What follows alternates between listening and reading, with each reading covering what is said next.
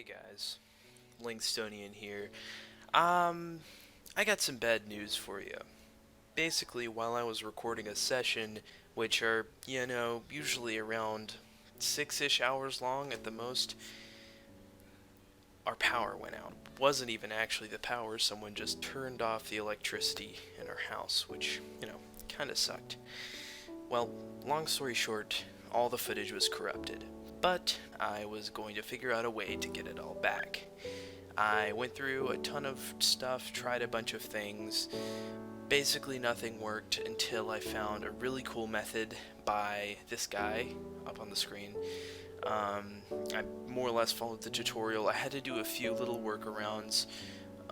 It was really weird. Anyway, the data was labeled as corrupted, or parts of it were, and obviously if we were just to cut those out, then the video would run fine.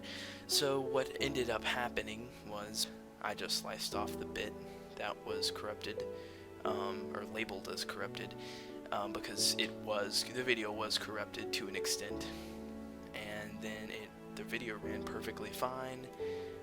Well, not exactly perfectly. I lined up the audio, that all seemed okay, and the video ran, except the video was slowed down and the audio was really weird. Here's just a little snippet of that.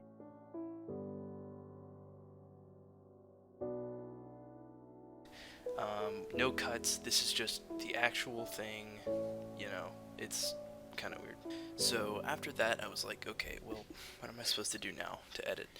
I decided that because this episode was so important, I make my first set of diamond armor, I build the iconic dabbing statue. You'll figure out more about that later. I wanted to do some kind of voiceover episode, not make it as long as the normal episode, but I feel like this episode's really necessary for the overall plot of the Let's Play. So I'm going to include it anyway, and just voice over some parts.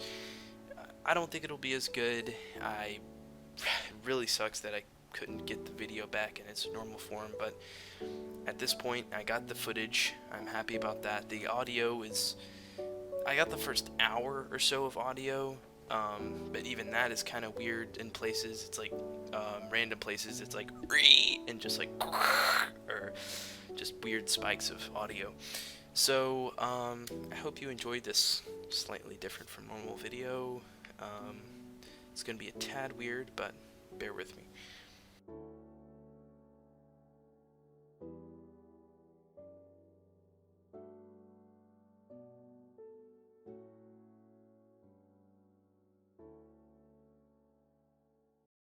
I actually don't even remember getting the e-chest, or I don't remember when. Obviously we have an e-chest there, but I have like 2 god bows and a crap ton of mending books and other great books that we got from fish farms.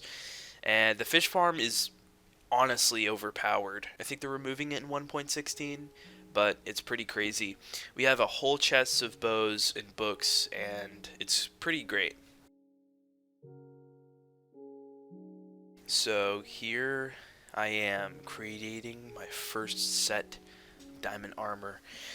There are many things in Minecraft that I think are, like almost focal points of your journey, and this is one of them, without a doubt. Your first full set of diamond armor. Some people like doing it one bit at a time. Generally, I like saving up 24 diamonds and doing it all at once, enchanting it all at once, and it's nice. You put it all on, and it feels awesome. A few other moments that feel like this is definitely finding diamonds for the first time. Honestly, even just finding iron for the first time, just on the first night, making all your iron tools and stuff. So here I'm trying to get a good enchant, prot 4, that's a good one. Feather falling's good on the boots too, and that's a pretty good enchant. Fire prot, not as much, but I'll take it. Depth strider and feather falling are probably more important than protection, honestly, on boots. And then I spent a while here trial and erroring these freaking enchants. It takes quite a bit of time, and it's pretty annoying actually. Just going through and getting the right enchants for these. I have mending books for all of them, and I have 58 levels, so I have plenty of levels to spend, but it actually still takes a bit of time to get them all enchanted and working right.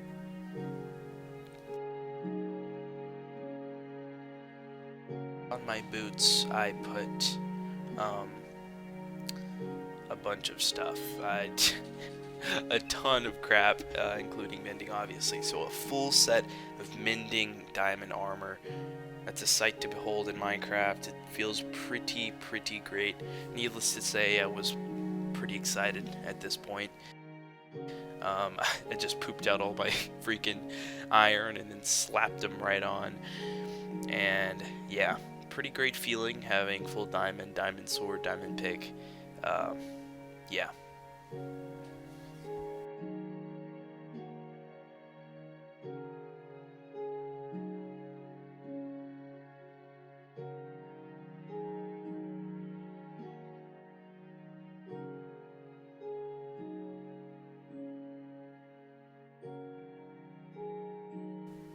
And you may ask, did we drink the speed mentioned in last episode? Of course we did. Here we are. Another thing, I'm kind of sad about the corruption. Like, honestly, the diamond armor, so many people have already done that, but how many people have you seen throw back some speed with their bros in Minecraft? Like, come on.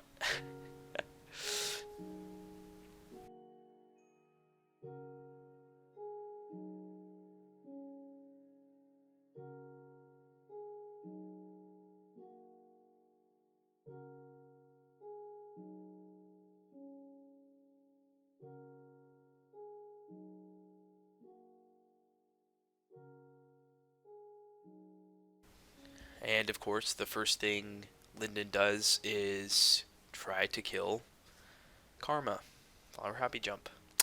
So that's nice, you know.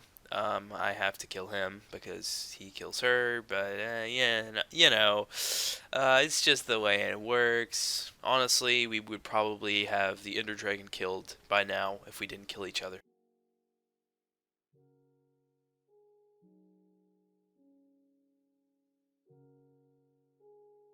And after mining a tad of wood from some spruce trees, love growing them in those 4x4s, super efficient. The construction of the ultimate statue in all of our kingdoms begin. I had envisioned a relatively thin statue dabbing, like something like Grian's statues he did in this video. I'll pop it up on the screen. Something kind of like that, and the final product doesn't look as good as what Grian had in his video, but Grian, I don't know, Grian's design didn't work great if you wanted your statue to dab. This was more or less the sketch, the initial design of the dabbing statue.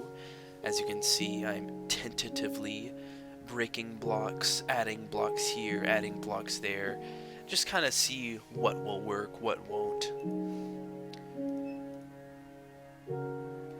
And I'm adding the finishing touches to the initial design of the dabbing statue. And I take a step back. Oh yes, now that, my friends, is pretty good. That's pretty good. I do have some improvements that I want to make, however. So, the dabbing statue won't end here.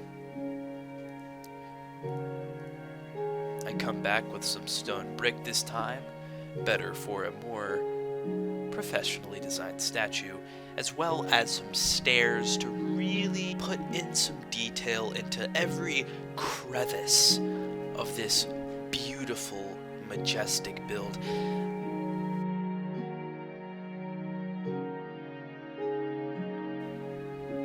I finally actually complete the dabbing statue. It looks pretty good, if I do say so myself.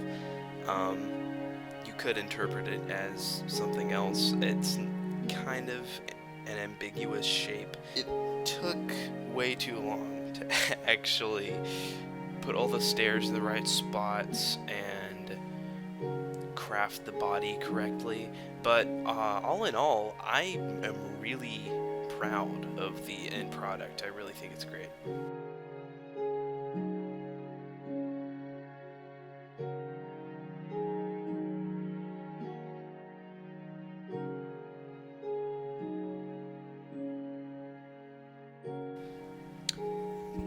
The next project I needed to work on was the Nether portal. Now, the Nether portal frame looks pretty cool from what I did in the first video, but I wanted to build something that would block not only mobs from getting in and out, because that was really annoying, we were having some troubles with that, but also something that looked cool and very nether-like. So I decided to go with nether bricks, of course, for a nice building block, and my goal was to build some kind of dome around all of them. I don't complete it in this episode, but I have the arches all figured out, and I place, instead of just one nether portal, four, one on each side, to go into the portal.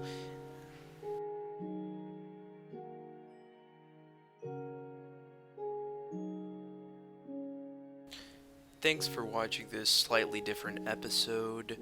You can check out the ones before it if you want more, and next week we'll be going back to our regular type of video. Um, to come up with it, I was thinking about a Minecraft joke to tell at the end, and I've spent a while thinking about it, and the best one I could come up with is, what do you call off-brand obsidian? Obsidian?